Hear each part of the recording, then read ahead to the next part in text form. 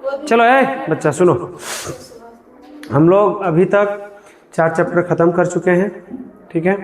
अब हम लोग चलेंगे 5वें चैप्टर में। बात समझ में आई? 4 चैप्टर तक किसी भी बच्चे को कोई दिक्कत नहीं।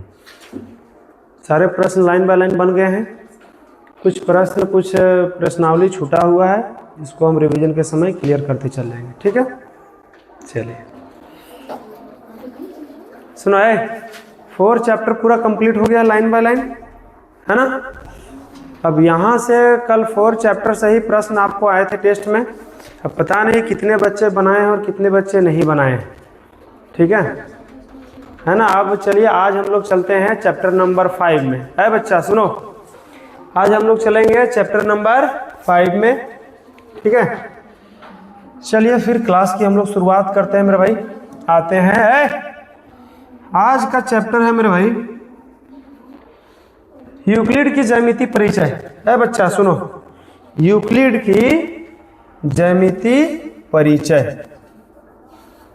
यूक्लिड ज्यामिति क्या होती है उसके बारे में हम लोग जानने का प्रयास करेंगे, ठीक है। चलिए देखो मेरे भाई, यूक्लिड ज्यामिति का प्रयोग इसलिए इसका किया गया था क्योंकि हम अपने आसपास जितने भी प्रकार के ठोस वस्तुओं को देखते हैं। ठोस वस्तु कहने का मतलब है कि देखिए क्यूब हो गया, ट्रायंगल हो गया, यानी कि ठोस वस्तु कहने का मतलब है जिसका आकार और आयतन दोनों निश्चित होता है, उसे हम ठोस वस्तुएं कहते हैं, ठीक है। तो उस प्रकार की हमें जितनी भी चीज़ें दिखाई देती हैं उन सभी के आकार और आकृति को निकालने के लिए, ज्ञात करने के लिए हमें ज्यामिति की आवश्यकता हुई, है ना। यूक्लिड ज्यामिति इसको इसलिए कहते हैं क्योंकि जिन्होंने इस यूक्लिड नियम को दिया था उनका नाम ही यूक्लिड है, ठीक है, जो ग्रीक वैज्ञानिक हैं। बात समझ में आई? चलिए, यूक्लिड ज्यामिति का परिचय कहने का मतलब है कि हम गणितज्ञ से जुड़े हुए जितने भी वस्तुएं हैं, गणितज्ञ से जुड़े मतलब कि त्रिभुज हो गया, चतुर्भुज हो गया, है ना, और त्रिभुज के जितने प्रकार हैं, चतुर्भुज के जितने प्रकार हैं, ठीक है। सीधी सी बात है कि ठोस वस्तुओं के आकार और आकृति के बारे में हम लोग पढ़ने का प्रयास इसमें करते हैं और उसी के बारे में पढ़ते हैं, ठीक है। अब मान लीजिए ये ट्रायंगल दे दिया है, ठीक है, एक ट्रायंगल है, उसका हमको मान लिया कि 2 कोण दिया है, तीसरा कोण हमको फाइंड करना है, ठीक है। तो वो हम लोग कैसे निकालेंगे, तो उसको ज्यामिति के द्वारा हम लोग समझते हैं, ठीक है मेरे भाई। चलिए आगे हम लोग बढ़ते हैं, देखिए क्या कहता है। ठोस कह रहा है कि एक ठोस का आकार होता है, माप होती है, एक ठोस का आकार होता है, ठीक है, एक ठोस का आकार होता है, अरे भाई इसमें आकार होता है, माप होती है और स्थिति होती है। स्थिति कहने का मतलब इसका स्थान होता है, ठीक है, स्थिति, तथा उसे एक स्थान से दूसरे स्थान तक ले जाया जा सकता है। क्या रहा है कि मान लीजिए कोई एक ठोस वस्तु है, ठीक है, उसकी आकार भी है, उसकी स्थिति भी है, उसकी माप भी है। माप कहने का मतलब जिसको आप लोग भाषा में नापना बोलते हैं, नाप बोलते हैं ना, इसको नापो, उसको हिंदी भाषा में, शुद्ध हिंदी भाषा में उसको माप बोला जाता है कि इसको मापिए, ठीक है। अब जब हम मेरे पास कोई वस्तु होती है, क्या उसकी एक निश्चित आकार होती है? ऐसा तो नहीं है कि यहाँ हम अगर भाई 2 सेंटीमीटर देखें, अगर इसको हटा कर वहाँ रखेंगे तो ये 2.5 सेंटीमीटर हो जाएगा, ऐसी बात भी नहीं है। 1.5 सेंटीमीटर भी तो नहीं होगा, है ना। अब कोई कहेगा सर बर्फ है, भाई तो वो एक रासायनिक से में है, विज्ञान के बारे में उसमें पढ़ना होता है, तो वो मौसम के कारण अपने आकृति और स्थान में परिवर्तन कर लेता है, ठीक है। अभी आप देखें कि इतने का स्थान जो है उसका स्थिति इतने पे है, ठीक है। जब कुछ समय उसको आधे घंटे 1 घंटे छोड़ दिए तो उसका आकार और आकृति दोनों घट जाएगा, उसका स्थान जो घेरा रहता है वो भी आपका कम हो जाता है, ठीक है। तो वैसे ही उटपटांग सवाल नहीं पूछेंगे, है ना। एक ठोस आकृति का कहने का मतलब है कि जिसका आकार भी निश्चित होता है, स्थान भी जहाँ रखते हैं वो भी निश्चित हो जाता है, उसकी माप भी एक निश्चित हो जाती है, ठीक है। चलिए वही कह रहा है कि एक ठोस का आकार होता है, माप होती है, स्थिति होती है, तथा उसे एक स्थान से दूसरे स्थान तक ले जाया जा सकता है। आगे कह रहा है कि पृष्ठ, ये आकाश को यहाँ को होगा मेरे भाई, आकाश को एक भाग, आकाश के ठीक था, आकाश के एक भाग को दूसरे भाग से अलग करती है, ठीक है।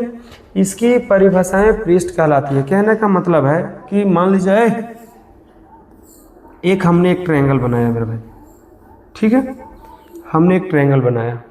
अब इसे कोई ना कोई ऐसा तो लाइन है जो इसको दो भागों में बांट रही है। ये होता है पृष्ठ में। जब सबसे बाहरी हिस्सा होता है ना, किसी भी वस्तु का जो सबसे बाहरी हिस्सा होता है वही उसका पृष्ठ कहलाता है। बात समझ में आ रही? अब जैसे मान लीजिए यहाँ पे हमको है, कोई व्यक्ति यहाँ पे है, ठीक है, और यहाँ पे है तो इस उच्चतर भाग से ही किसी को डिवाइड कर रहा है। एक रास्ता इधर जा रहा है और एक रास्ते इधर जा रहे हैं। फिर अब जब यहाँ पे आइएगा तो यहाँ पे ये अलग चल जा रहा है, ये अलग जा रहा है। फिर जब इस जगह पे आइएगा इस बिंदु पे तो एक यहाँ चल जा रहा है, एक इधर जा रहा है, ठीक है। तो वही कह रहा है कि जो दो भागों में जो बांटती है उसे उस आकृति का पृष्ठ कहते हैं, ठीक है। अब जैसे मान लीजिए मेरे भाई ये एक चतुर्भुज हो गया, यानी कि आयत हो गया, ठीक। यहाँ पे कोई बिंदु है, इसका भी रास्ता एक अलग हो रहा है, इसका भी एक रास्ता अलग हो रहा है, ठीक है। यहाँ पर अगर है तो यहाँ भी इधर अलग जा रहा है, इधर भी अलग जा रहा है। ये पृष्ठ को अलग करने का, ये अपनी भुजा को अलग करने का काम करती है, यानी कि पृष्ठों को दो भागों में बांटने का काम करती है, ठीक है। चलिए, आकार और आकृति को भी दो भागों में बांटने का काम करती है, पृष्ठ का काम यही होता है, ठीक है। अब हम लोग बढ़ते हैं आगे। चलिए ध्यान से पढ़िएगा इसको कि यूक्लिड ज्यामिति की परिभाषाएं, इसके कुछ परिभाषाएं हैं जिसको हम लोग ध्यान से पढ़ेंगे, ठीक है। कह रहा है कि बिंदु ज्यामिति में हम लोग पहले बता दिए थे कि वस्तु के आकार, स्थिति और उसके माप के विषय में हमको पढ़ना है, ठीक है।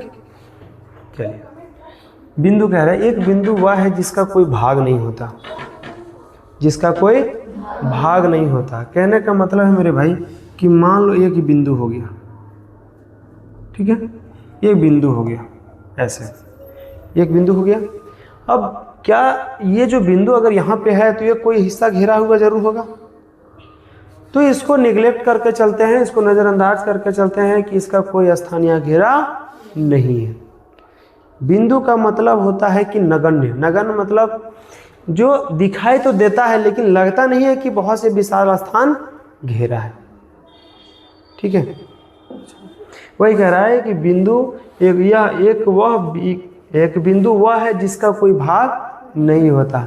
इसे हम एक शब्द में भी पढ़ सकते हैं कि जिसकी ना कोई लंबाई होती है और ना ही कोई चौड़ाई होती है, उसे बिंदु कहते हैं। अब दूसरे शब्दों में इस प्रकार भी इसको व्यक्त कर सकते हैं, जिसकी ना तो लंबाई होती है और ना ही चौड़ाई होती है, उसे बिंदु कहते हैं। बात समझ में आ गई? चलिए, ना तो इसकी, देखो ए बच्चा, इसकी कुछ ना कुछ लेंथ होगा। अगर जब इसको अच्छे तरह से बड़ा करेंगे, जूम करेंगे, तो इसका एक बड़ा दिखाई देगा। जब बड़े तरह आकार का दिखाई देगा तो आपको ये भी पता चलेगा भाई इसकी कुछ लंबाई भी है और कुछ चौड़ाई भी है, ठीक है। लेकिन बिंदु यहाँ पे एक जो नॉर्मल बिंदु होता है उसको हम लोग नगण्य के रूप से देखते हैं, यानी कि निगलेक्ट करके चलते हैं, ठीक है। चलिए, दूसरा कह रहा है मेरे भाई रेखा। कह रहा है एक रेखा चौड़ाई रहित लंबाई होती है। आप समझिए, ये हो गया एक रेखा, ठीक है। रेखा के दो बिंदु होते हैं, एक ये वाली, एक प्रारंभिक बिंदु, एक अंतिम बिंदु, ठीक है। एक जहाँ से प्रारंभ होती है, एक जहाँ अंत होती है, इसके दो बिंदु होते हैं। अब कह रहा है, रेखा कह रहा है कि इसकी चौड़ाई रहित लंबाई होती है। चौड़ाई रहित का मतलब है कि बिना चौड़ाई वाला। चौड़ाई कहने का मतलब है कि बिना चौड़ाई वाला, ठीक है। तो अच्छा एक बात बताओ, ये जो रेखा गुजरी है, क्या इसका कुछ तो चौड़ाई जरूर है? चौड़ाई तो इसकी जरूर है, लेकिन जब इसे एक नुकीली पेन से इसको जब लिखिएगा तो ये बहुत कम चौड़ा है, जिसको मापना बहुत मुश्किल हो जाता है, ठीक है। इसको मापना बहुत कठिन होता है, इसलिए इसे भी निगलेक्ट करके हम लोग चलते हैं। इसकी मोटाई को भी हम लोग नज़रअंदाज करते हैं, लेकिन कहीं ना कहीं इसकी भी कुछ ना कुछ मोटाई होती है, लेकिन इसकी मोटाई इतनी कम होती है, इसकी चौड़ाई, जिसको हम लोग नज़रअंदाज करते हैं, जिसको 9 के बराबर हम लोग मानते हैं, ठीक है। इसलिए इसकी रेखा की परिभाषा होती है कि चौड़ाई रहित लंबाई, यानी कि बिना चौड़ाई वाला, जिसकी सिर्फ लंबाई होती है एवं दो बिंदु होते हैं, अंत बिंदु और प्रारंभिक बिंदु, ठीक है। उसकी कोई चौड़ाई नहीं होती है। बात समझ में आई? चलिए, अब तीसरा हम लोग अभी इसको और भी डिटेल में पढ़ेंगे। अभी हम लोग थोड़ा थोड़ा इसको पढ़ रहे हैं केवल परिचय के लिए। आपको पहले में तो बता दिए हैं कि यूक्लिड ज्यामिति का परिचय हम लोग इसमें पढ़ रहे हैं, ठीक है, ज्यामिति का परिचय पढ़ रहे हैं, फिर अब जब अगले चैप्टर में जाइएगा तो आपको एंगल एंड लाइन मिलेगा, यानी रेखा और कोण मिलेगा, वहाँ पे आपको इसके बारे में डिटेल में पढ़ना पड़ेगा। ठीक है, चलिए अब हम लोग आगे देखेंगे मेरे भाई कि एक रेखा के सिरे बिंदु होते हैं। एक रेखा के सिरे बिंदु का कहने का मतलब, मान लीजिए कोई रेखा है, इसके इस सिर पे भी बिंदु होता है और इस सिर पे भी बिंदु होता है। रेखा जो होती है मेरे भाई वो बिना बिंदु का रेखा नहीं हो सकता है। ठीक है, चलिए अब कह रहा है एक सीधी रेखा ऐसी रेखा है जो स्वयं पर बिंदुओं के साथ सपाट रूप में स्थित होती है। सपाट रूप में कहने का मतलब है कि एकदम समतल पूरा। ठीक है, सपाट मतलब पूरा समतल रूप में एक बिंदुओं के साथ स्थित होती है, सपाट रूप से स्थित होती है। देखो अब मान लो यहाँ पे कोई बिंदु है, एक यहाँ पे बिंदु है, क्या इस रेखा को अगर इस बिंदु से मिलाते हैं, इस बिंदु से इस बिंदु को इस रेखा के द्वारा मिलाते हैं, तो इसमें ऐसा कहीं नजर आता है क्या कि भाई कहीं ऊंचा है, कहीं नीचा है, कहीं टेढ़ है, कहीं मेढ़ है? ऐसा नहीं होता है। अगर आप जब स्केल से लाइन को खींचिएगा तो एक सपाट रूप में नजर आएगा, यानी समतल आएगा, पूरी सीधी आएगी। ठीक है, पूरी तरह से सीधी नजर आएगा आपको। ठीक है, अब देखिए आगे कह रहा है एक पृष्ठ वह जिसकी केवल लंबाई और चौड़ाई होती है। अब मान लीजिए कह रहा है एक ऐसा पृष्ठ लीजिए जिसकी लंबाई और चौड़ाई होती है। तो भाई लंबाई और चौड़ाई होती है, अब ये पृष्ठ कोई सा भी ले लेंगे, इसकी क्या लंबाई और चौड़ाई है, इसकी लंबाई भी और चौड़ाई भी है। ठीक है, चलिए आगे कह रहा है कि एक पृष्ठ के किनारे रेखाएं होती है। एक बात बताओ मेरे भाई, यहाँ पे एक बिंदु है, अगर आप यहाँ से यहाँ तक आ रहे हैं, ठीक है, अगर हमको यहाँ मुड़ना है तो कहीं ना कहीं यहाँ पे हमको थोड़ी समय के लिए रुकना पड़ेगा, तभी वो मुड़ सकता है। ठीक है, तो यहाँ पे एक बिंदु हो गया और यहाँ पे जहाँ जहाँ पे आपको फोल्ड मतलब कि मुड़ा हुआ नजर आ रहा है वहाँ वहाँ पे बिंदु हो रहा है। ठीक है, वही कह रहा है कि एक पृष्ठ के किनारे रेखाएं होती है। ठीक है, अब मान लो यहाँ पे एक बिंदु, यहाँ पे एक बिंदु, ठीक है, इसका नाम ये हो गया और इसका नाम बी हो गया। अब इसमें बोले कि इस पृष्ठ में आपको ए और बी की रेखा को दर्शाइए, तो क्या आप इसी को दर्शाएंगे? दूसरा तो इसमें नहीं होगा। अब नाम आपको दे के पूछेगा तो रेखा तो भाई यही है, दो बिंदु का कह रहा है कि पृष्ठ के किनारे वाला। ठीक है, पृष्ठ के किनारे किनारे तो यही है। अब हमें पूछते हैं कि भाई बॉडी का पृष्ठ, बाहरी पृष्ठ क्या होता है? बॉडी का जो हम लोग ये बाहरी, ठीक है, ये सभी जगह हम लोग बॉडी का क्या कहलाता है? पृष्ठ कहलाता है। ठीक है मेरे भाई, चलिए एक समतल पृष्ठ ऐसा जो स्वयं पर सीधी रेखा के साथ सपाट रूप से स्थित होती है। एक समतल पृष्ठ ऐसा जो स्वयं पर सीधी रेखाएं होगा बाबू, रेखाओं के साथ सपाट रूप से स्थित होता है। हम मान लो कह रहे हैं कोई एक ऐसा पृष्ठ लीजिए जो स्वयं पर सीधी रेखाओं के साथ सपाट रूप से होती है। अब मान लीजिए एक ऐसा पृष्ठ, सुनिए, कोई एक आकृति ले लीजिए। अब मान लीजिए इस प्रकार की एक आकृति हो, अब इसी के ऊपर एक और आकृति रख देंगे, ठीक है, तो क्या हमको वो दो नजर आएगा अलग अलग? अगर मान लीजिए ऐसे हम यहाँ एक ये डिजिटल बोर्ड है, अगर इसी के सामने सामने जस्ट यहाँ एक हम और डिजिटल बोर्ड लगा दें, ठीक है, इसी के ऊपर, तो क्या आपको नजर आएगा कि दो डिजिटल बोर्ड लगे हैं? सामने से आएगा क्या? नहीं आएगा। तो वही कह रहा है कि एक समतल पृष्ठ ऐसा जो स्वयं पर सीधी रेखाओं के साथ सपाट रूप से स्थित है। मान लीजिए कोई एक सीधी रेखा हो गया, ठीक है, अब इसी के ऊपर यहाँ एक बिंदु है, एक यहाँ बिंदु है, अब इसी के ऊपर एक और रेखा अगर जब हम दे देंगे, ठीक है, इसी का मतलब होता है कि सीधी रेखाओं के साथ सपाट रूप से स्थित होती है, यानी एक दूसरे के ऊपर ओवरलैपिंग। ठीक है, यहाँ तक किसी बच्चे को कोई दिक्कत नहीं है। थोड़ी बहुत दिक्कत होगी जब हम चैप्टर में जाएंगे तो आपको सारे कंफ्यूजन क्लियर हो जाएंगे। ठीक है, चलिए मेरे भाई, ये बेसिक पढ़ रहे हैं हम लोग, अभी बात समझ में आई? अब देखिए, इसमें यूक्लिड का परिचय पढ़ना है, यूक्लिड की परिभाषा पढ़ना है, यूक्लिड की अभिग्रह पढ़ना है, ठीक है, और यूक्लिड की क्या बोलते हैं उसको, अवधारणा पढ़ना है। 4 टॉपिक के बारे में हमें पढ़नी है। ये हम लोग यूक्लिड के परिभाषा पर परिचय पढ़ लिए कि यूक्लिड का परिचय क्या है, जिसमें हम लोग आकार और किसी ठोस के आकार और आकृति के बारे में हम लोग जानने का प्रयास करते हैं, यानी उसके मानों को ज्ञात करने का प्रयास करते हैं। ठीक है, दूसरे में हम लोग देखें कि यूक्लिड की परिभाषाएं, ठीक है। परिभाषाएं का मतलब है कि बिंदु, रेखा, ठीक है। आगे हम लोग देखेंगे मेरे भाई यूक्लिड की अभिगृहित, इसके बाद हम लोग देखेंगे अवधारणा, ठीक है। अब यूक्लिड की अभिगृहित क्या होती है ये पहले देखिए। कह रहा है कि वे वस्तुएं जो एक ही वस्तु के बराबर हो एक दूसरे के बराबर होते हैं। ध्यान से सुनना प्रयोग, इसको लाइन को अच्छे से पढ़ना, उसके बाद इसको समझने का प्रयास कीजिएगा। कह रहा है कि वे वस्तु जो एक ही वस्तु के बराबर हो एक दूसरे के बराबर होती है। अब जरा ध्यान से सुनिएगा। कह रहा है कि मान लीजिए कोई एक वस्तु ए है, ठीक है। अब कह रहा है कि वे वस्तु जो एक ही वस्तु के बराबर हो, अब ये वस्तु मान लीजिए कोई ये है, ठीक है, और ये वस्तु भी ये है।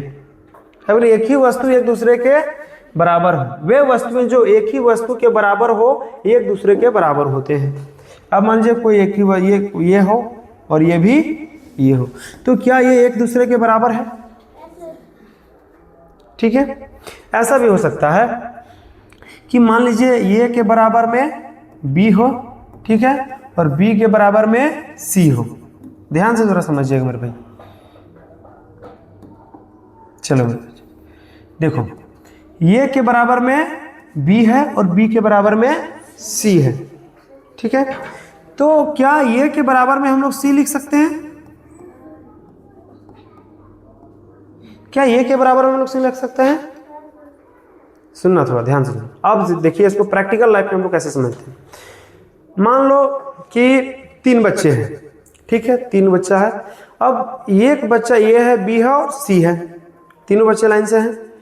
अब तीनों बच्चों समझ जाइए कि ये बच्चा जो है वो बी के बराबर है और बी का हाइट जो है, ये का हाइट जो है वो बी के बराबर है, बी का हाइट जो है वो सी वाले हाइट के बराबर है, ठीक है।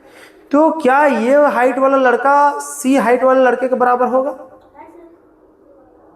बात जरा समझिएगा। बराबर कहने का मतलब है कि एक ये बी है, एक बी, सॉरी एक ये है, एक बी है और एक सी है। इसकी लंबाई 6 सेंटीमीटर, इसकी लंबाई 6 सेंटीमीटर और इसकी लंबाई 6 सेंटीमीटर। अब ये बराबर बी है और यहाँ बी बराबर सी दे रहा है। अब ये का मान कितना मेरा भाई? 6। बी का भी मान कितना होगा? 6। अब यहाँ बी का मान कितना है? 6 और यहाँ सी का मान 6। जब ये मेरे बच्चे बी के बराबर है और बी सी के बराबर है, तो क्या ये सी के बराबर हो जाएगा? ये सी के बराबर हो जाएगा। चलिए, वही इसमें कह रहा है कि एक जो वे वस्तुएं जो एक ही वस्तु के बराबर हो एक दूसरे के भी बराबर होती है, ठीक है। यानी वे वस्तु जो एक दूसरे के बराबर होते हैं, जो एक एक के बराबर हो और एक दूसरे के भी बराबर हो, ठीक। चलिए, यदि बराबरों को बराबर में जोड़ा जाए तो पूर्ण भी बराबर होते हैं। कह रहा है कि बराबरों को बराबर में जोड़ा जाए तो पूर्ण भी बराबर होते हैं। ध्यान से जरा सुनिएगा, इसको यहाँ पे हम लोग लिखते हैं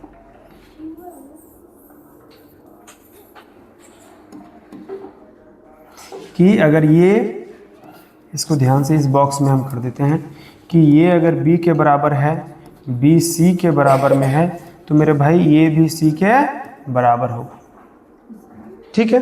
अब जरा देखिए, कह रहा है कि यदि बराबरों को बराबर में जोड़ा जाए तो पूर्ण भी बराबर होते हैं, ठीक है। अब जरा ध्यान से सुनना। अब एक ये है और ये b है, बराबर में ये c है और ये d है, ठीक है। सॉरी एक मिनट, ये b है।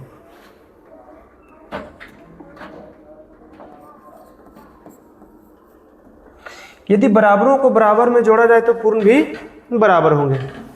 मान लो मेरे भाई 1-2 बच्चे हैं, उन दोनों को मैं क्या किया, पहले 4-4 आम दे दिए, ठीक है। दोनों क्या किए? 4-4 आम दे दिए। हो गया यहाँ तक कोई दिक्कत? ठीक है। जब 4-4 आम दे दिए, अब क्या किए, फिर उन लोगों को हम 5-5 आम दे दिए। दोनों के पास कितने हो गए? 9-9 आम हो गए। अब मान लो इसको हम 4 आम दिए, इसको भी 5 आम दिए, ठीक है। सॉरी एक गड़बड़ है, पहले 4 देना है,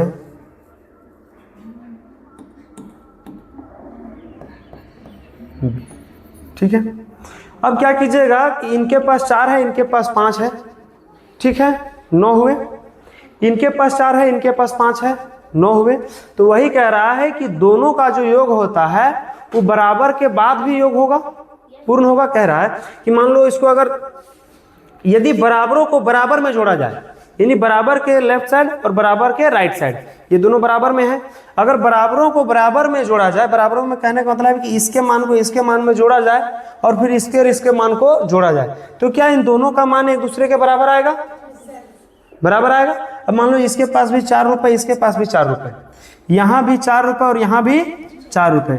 जब इसके मान को हम जोड़ेंगे बराबर के बाएं साइड और बराबर के दाहिने साइड, तो जोड़ने के बाद भी इन दोनों के मान बराबर आएंगे, ठीक है। तो यहाँ पे वही कह रहे हैं, यदि बराबरों को बराबर में जोड़ा जाए तो पूर्ण भी बराबर होते हैं। पूर्ण का कहने मतलब है कि ये 2 भी 8 भी 2 अलग अलग भागों में बटा है, ठीक है। तो इन दो भागों को जोड़ के एक साथ करेंगे तो ये पूरा हो जाएगा, ठीक है। इसी को पूर्ण कहा जाता है कि 2 बराबर भागों को अगर जोड़ा जाए तो पूर्ण भी बराबर होंगे, ठीक है मेरे भाई। चलिए तीसरा पॉइंट देखिए। तीसरा पॉइंट कह रहा है कि यदि बराबरों को बराबर से घटाया जाए तो शेषफल भी बराबर होंगे। अब जरा ध्यान से सुनिए। पहले हम लोग क्या करेंगे, मान लीजिए एक इधर 9 है, ठीक है, इधर 6 है, 9 है और 6 है। ये दोनों कह रहे हैं कि यदि बराबरों को बराबर से घटाया जाए, ठीक है। अब एक चीज और ध्यान से देखिएगा। अब इसको क्या कीजिए, 9 - 9 बराबर 9 - 9। ये दोनों एक जैसे बराबर दिख रहे हैं, ठीक है। ये दोनों बराबर आपको नजर आ रहा है।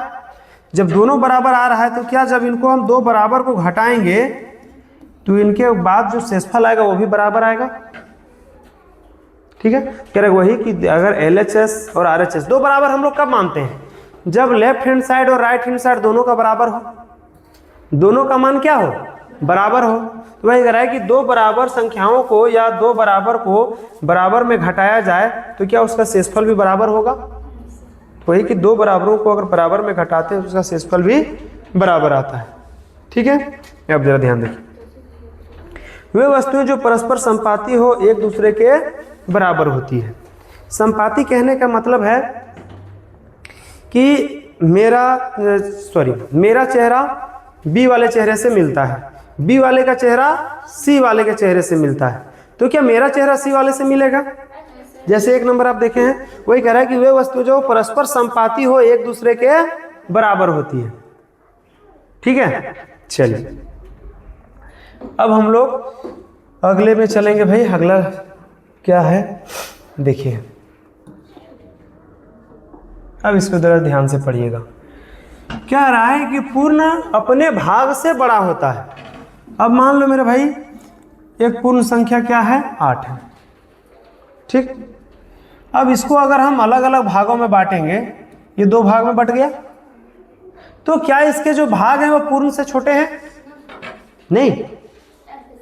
एक तरह ध्यान, मान लो एक रोटी है, ठीक है, इसे हम 2 टुकड़ों में काट दिए, 2 टुकड़ों में काट दिए, ठीक है। तो वही पहले ध्यान से सुनो, रोटी के कितने भाग हो गए, 2 भाग। तो वही कह रहा है कि पूर्ण अपने भाग से बड़ा होता है। मान लो रोटी का एक भाग ये और एक भाग ये, अब ये तो भाग है, अब वही कह रहा है कि ये तो पूरा रोटी है। अब इस भाग से क्या ये पूर्ण बड़ा है? भाग के योग से नहीं बोल रहा है, केवल एक छोटा सा भाग बोल रहा है। कह रहा है कि मान लीजिए कोई संख्या है, ठीक है, वो अपने भाग से बड़ा होता है। ये नहीं कह रहा है कि अपने भाग के योग से।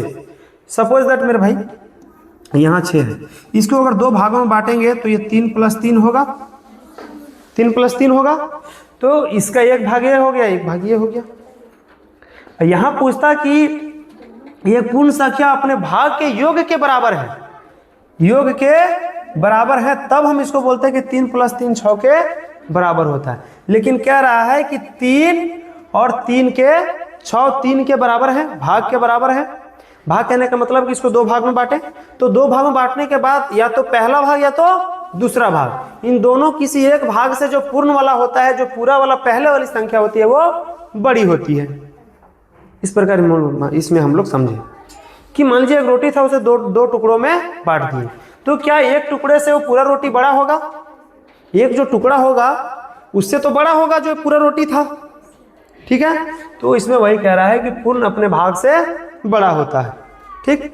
चलिए मेरे भाई, अब अगला समझने का प्रयास कीजिए पॉइंट क्या कह रहा है। कह रहा है कि एक वस्तुओं के दुगुने से परस्पर, एक वस्तुओं के दुगुने परस्पर बराबर होते हैं। ध्यान से सुनिए, मान लीजिए कोई वस्तु ये है,